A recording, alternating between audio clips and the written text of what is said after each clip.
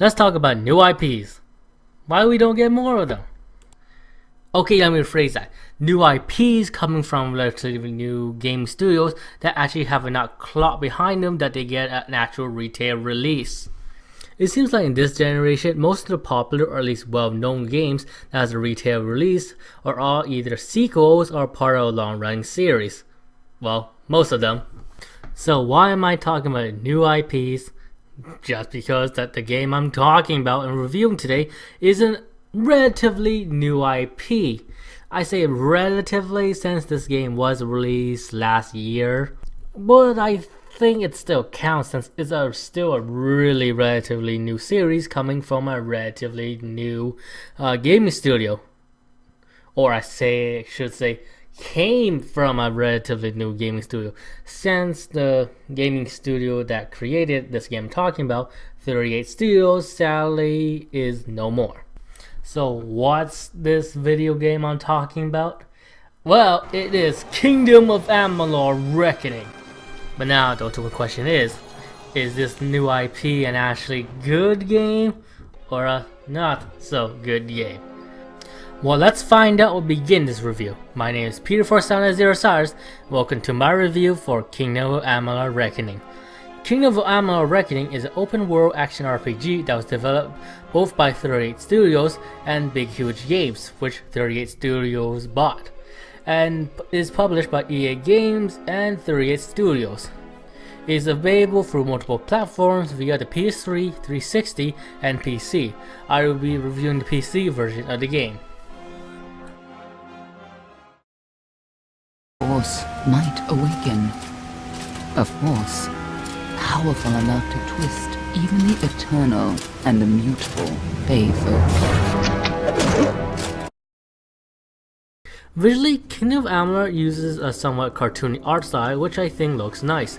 The various landscapes you'll be traversing through via forests, various cities, deserts, desolate wastelands covered in crystal, etc. are diverse, vibrant, and colorful when they need to be, as well as feeling dark when the occasion calls for it without feeling washed out. The environments overall are pretty impressive looking, with each region feeling pretty unique from each other. The character models also look pretty good, though the art style revolving around each race are what you expect in a Western RPG. Well, for the mortal races, I have to say that the Immortal Summer Winter Fae looks pretty creative, with their race being pretty much the race being in tune with nature type of people. The various armors and weapons also look nice, with there being a good variety of weapons you can use in the game along with armor. The enemy design is also pretty good as well, with there being a good variety of enemies you'll be encountering. The special attack looks good, and the animation is also pretty solid, with the finishing animation of Reckoning Mode looking pretty awesome. All in all, I say that Kingdom of Amalur is doing a great job in terms of visuals so far. Sound design wise, I say the voice acting is decent, even though there are quite a bit of dry deliveries here and there, and I don't really think there's any standout in the voice acting in particular, though that might be because of the story and characters of Kingdom of Amalur rather than the voice actor themselves, and I'll get to that in a bit.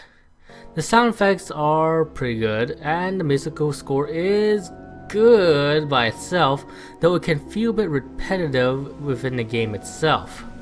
Story-wise, the game takes place in the magical world Amalur, where a faction of rebellious Winter Fae led by Gadfo basically took over the Winter Court, which is basically the government for the Winter Fae people. And they basically declare war over all the mortal races, with the Winter Fae calling themselves the Tuatha, and this basically started the Crystal War, which has raged for 10 years, with the Tuatha winning because of them being immortal. You play as a character that seemingly died under unknown circumstances, who gets brought back to life via magical well. Well, the Well of Souls to be accurate. But just as luck would have it, you have no memory of your previous life. Isn't that a fresh idea? And just as the main character gets revived, the Tuatha attack, which prompts the MC to escape the facility. After he escapes, it is revealed that MC has no fate, which means he has no predetermined path laid for him like everybody else in the world of Amalur. And not only that, he also has the ability to basically change other people's fate as well. And so begins our MC journey to not only try to find out about what it ultimately means to be the Fateless One, but also try to save the mortal race from the pending Tuatha threat. Despite the story being about an individual who is able to change the fate of everybody, whether for good or ill, and about the war between Tuatha and mortal races, with the stakes being whether the mortal races survive or not, the story isn't impactful at all. I mean, seriously, you would think that the story would have impact, with the stakes being so high, and being able to change fate is usually eventful. But it's just not, as I think there are severe problems with the story. The first is that the first part of the game is basically about reaffirming whether the main character really does have no fate, and the implications if he doesn't have a fate. And I don't just mean they tried to affirm it 2 times, not even 3. They do it a total of 4 times. A trend to basically see if the MC really does have no fate and what that ultimately details. So yeah, the first part of the story and main quest just grinds the story to a halt in my honest opinion. The second part is honestly how the MC ability to change the fate of every being in Amalur isn't really all that impactful, or isn't impactful as it could have been. I mean, the concept of how everybody in the world of Amalur having a predetermined fate and how you're able to change it is an interesting concept, but this aspect of the game has no impact, since you can't see how people's fate is going to play out originally, so there is no impact when you do apparently change it. Heck, this concept could have been expanded if the MC did have the ability to see people's fate, as it could have given creepy foreshadowing on an event that is to come. Just make him a fate weaver. Problem solved. As is, the concept of actually being able to change other people's fate in a world where everybody has a predetermined fate has no more significance than the usual hero save the land / princess / world type of plot, which is incredibly disappointing. I guess the concept does emphasize on free will and stuff, but no more than the usual Western RPG in my honest opinion. But hey, the war stuff is bound to be interesting, right? Well, not really. It's pretty generic token stuff, but I think the worst part of it is that it doesn't have much scale to them, except for one battle, which is the Battle of Mel Share. But hey, being an open world RPG, there are various side quests such as faction quests, individual side quests, and etc. So how do they fare in terms of story? They're pretty bland as well. Lore-wise, I think the lore itself is pretty interesting, most notably the winter and summer fade mythology. Character-wise, Kingdom of Amalur doesn't fare much better in this department, with most of the characters you encounter in all the questline not having very distinct or memorable characteristics for you to identify with. Though I probably contribute that to the fact that you're barely with any of the characters, as well as the fairly boring dialogue. I mean, seriously, the dialogue's so boring in this game. Kingdom of Amalur is probably one of the few Western RPGs I've played this gen that I had to skip the dialogue in order to avoid getting bored, which overall make the NPC feel lifeless. But I will concede that you can at least find one likable character in each questline that's available in the game, since you do spend a decent amount of time with them, such as Augur from the main quest or Gwen from the Warsworn questline. Overall, I say the presentation of Kingdom of Amalur is goodish. The story characters may be bland, as well as the music being a tad repetitive, but I do like the diverse and creative world, as well as the overall art style along with the lore that Kingdom of Amalur has, especially the lore that revolves around the summer and winter fae. And I do think the concept that everybody in the world having a predetermined fate, and the main character having the ability to change said fate, is pretty sound. It's just unfortunate that the concept isn't used to its fullest potential in the game. Yours is just...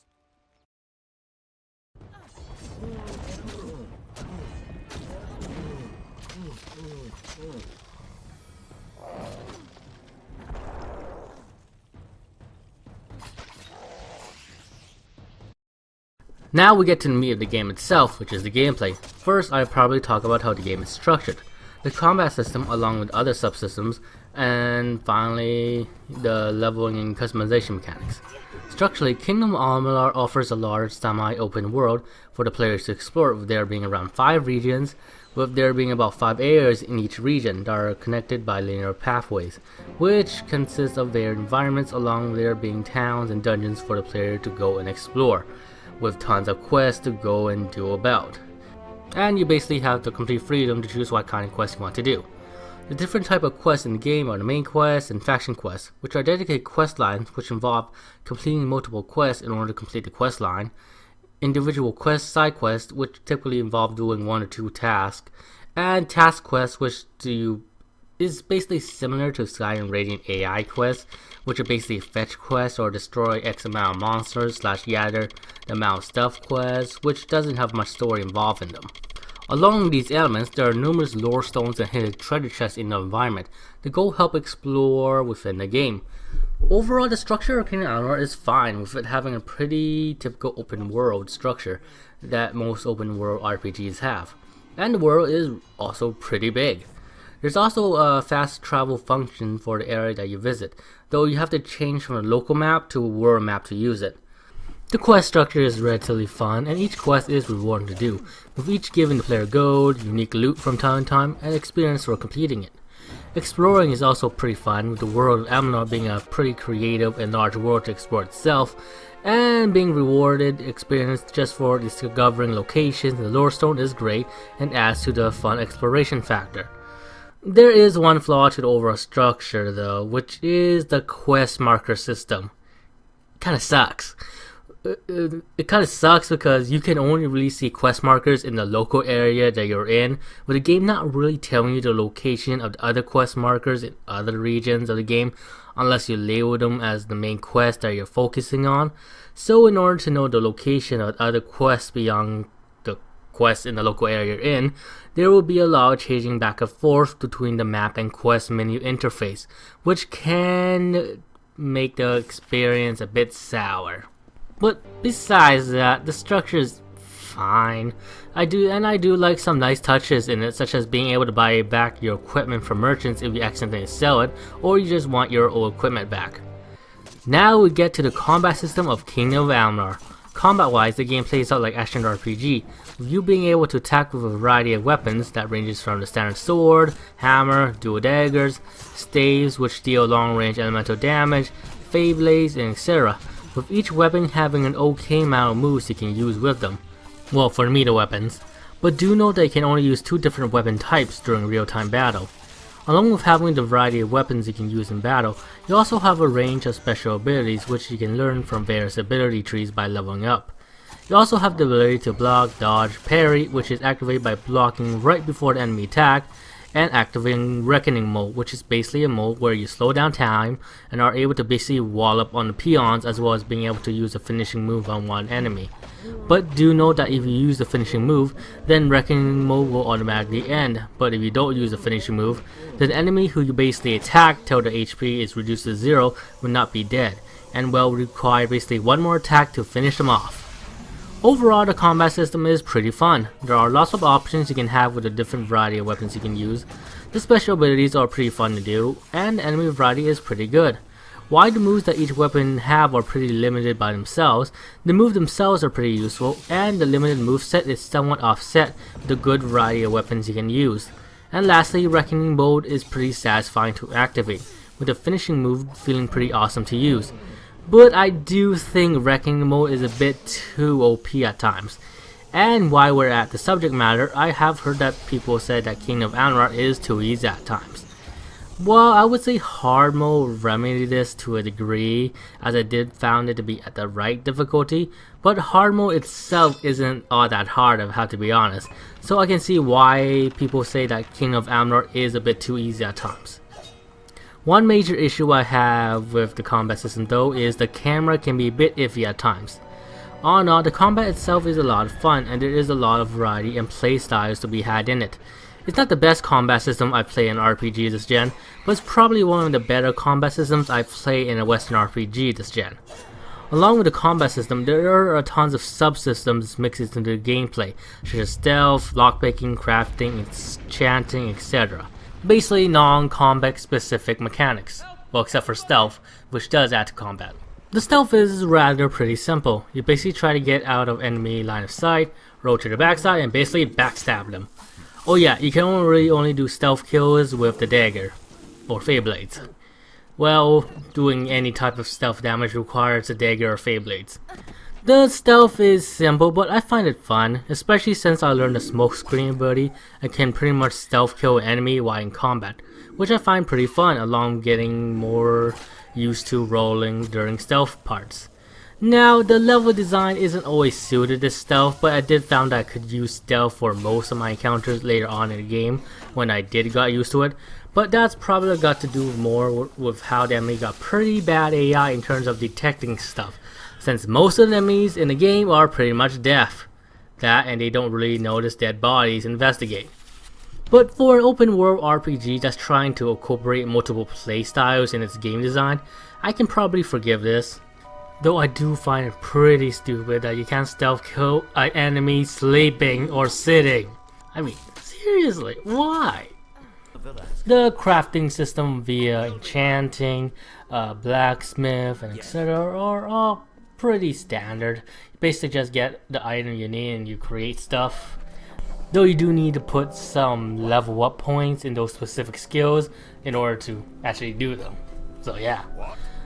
The lockpicking aspect of the game via actual lockpicking and dispelling are fun, though I do find that lockpicking can be a game of chance sometimes, though dispelling is pretty fun once you know what to do.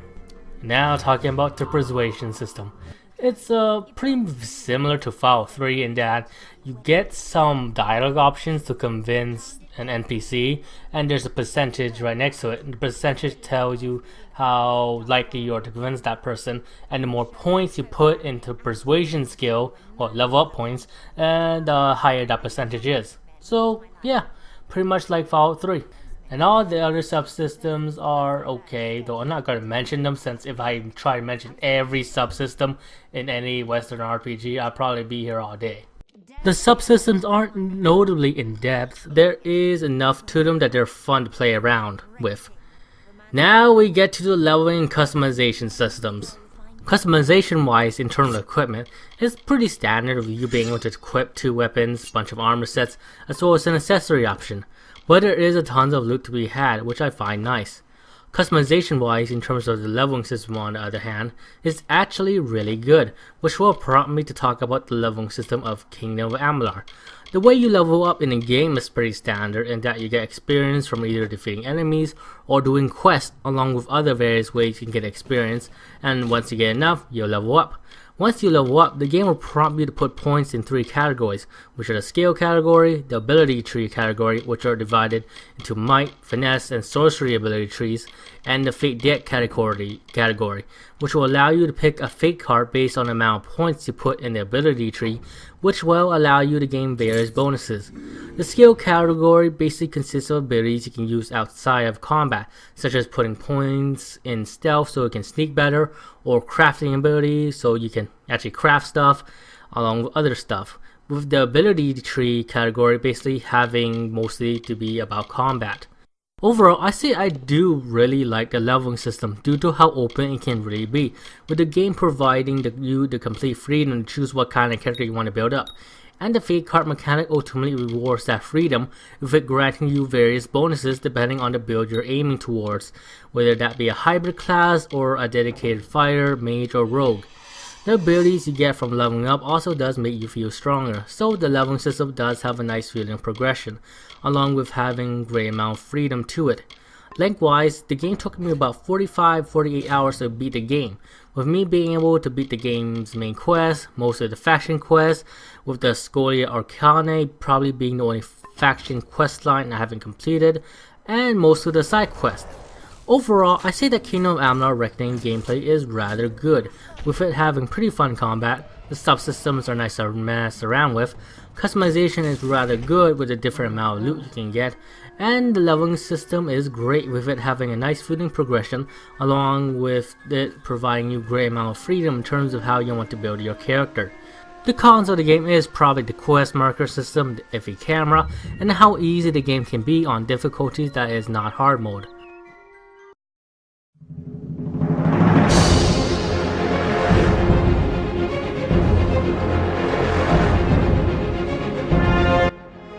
All in all, I said that Kingdom of Amalur Reckoning is a rather good game. I'm rather impressed this was 38 Studios' first game. The gameplay is really solid, with the highlight being the really fun combat that offers quite a bit of variety in it, with the different amount of weapons and special abilities you can use, and the great leveling mechanics, with it really allowing complete freedom with how you want to build up your character and rewarding you for it with the fake card mechanic. The exploration is pretty good, with the world Amalur providing diverse and interesting locales, along with it feeling rewarding when you get experience just for discovering locations and discovering various lore zones that expand on the lore that the game presents. The visuals is also really nice to look at. Now, I wouldn't say that Kingdom of Amalur is a particularly great game, since it does have its fair share of problems, the bland story and characters, the somewhat repetitive soundtrack, the quest marker system being flawed, the heavy camera, and other stuff, but for a gaming studio first game, pretty impressive. But it is also kinda sad, since this game is really the only game that 38 Studios ever made. I would personally really look forward to more games coming from this studio, with Kingdom of Amalur being under their belt, but what can you do?